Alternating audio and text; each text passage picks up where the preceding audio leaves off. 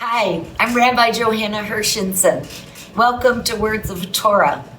This week we are studying Parastatal Vayechi, which is the last portion in the first book of the Torah, Genesis, Bereshit. This portion concludes what many Jewish scholars and rabbis call the Joseph saga, the piece of the formation of the ancient Hebrews that gets us into Egypt, ready for the Exodus, the second book of Torah, redemption and revelation, which become an important part of the ongoing evolution of the people Israel, Jewish civilization. So how does the Joseph saga end? And what is the lesson to pick up this year, right? Because we reread it every year. We can pick up a different lesson every year. This year, I'm thinking about the fact that we've all been cooped up in our homes because of pandemic restrictions. And, when you stay home more often than usual, sometimes in families, tensions arise. You bicker a little, you get a little short-tempered, you lose patience. You take one another for granted because without having your independent life and coming home to each other, you forget how special and wonderful it is to have somebody waiting for you. So how does that play out in this week's Torah portion? So Joseph's brothers, after Jacob dies and they've prepared the burial and fulfilled all the instructions their father left them, Joseph's brothers send Joseph a message that there's just one more thing they forgot to tell him that their father wanted him, Joseph, to know. And here's the instruction. So shall you say to Joseph, says Jacob to the other sons, forgive, I urge you, the offense and guilt of your brothers who treated you so harshly. So this final instruction that Joseph's brothers, after the death of their father Jacob, relate to Joseph is that Joseph should forgive them for all the terrible things that they did. So here's the problem. I don't remember in the narrative, and I did go back and check, Joseph or his brothers, for that matter, revealing to Jacob what in fact happened with regard to the brothers throwing Joseph in the pit, selling him into slavery, what happened in Potiphar's home, that Joseph ended up in prison. None of this was ever shared with Jacob.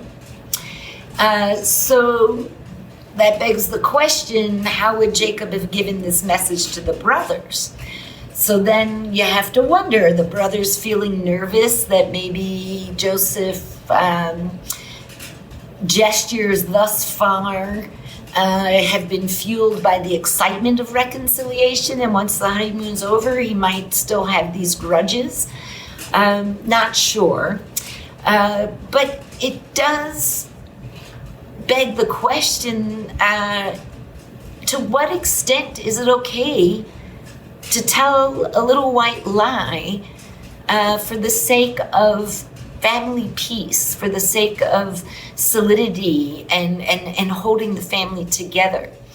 The rabbis, in discussing this Torah portion, and of course they noticed these two lies that Jacob could have never said to give Joseph a message about something that Jacob never knew about. And then, of course, the second lie is the fact that maybe it's an omission more than a lie, but the second deceit is that the brothers and Joseph never told Jacob what had happened.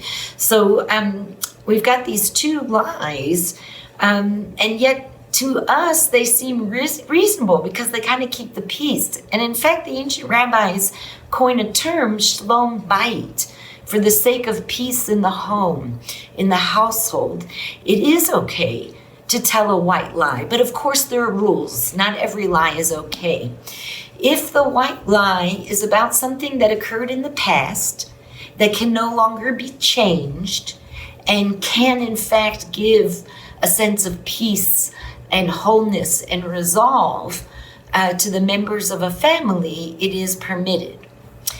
If a white lie is about something in the future which hasn't happened yet, therefore can be changed, it is not permissible to be dishonest. Breath. Yeah, what a modern concept. Lying for the sake of peace in the household. None of our rules, none of our most basic rules of conduct are black and white all the time. More often than not, we live in the gray area, even though we call it a white lie. We live in a gray area.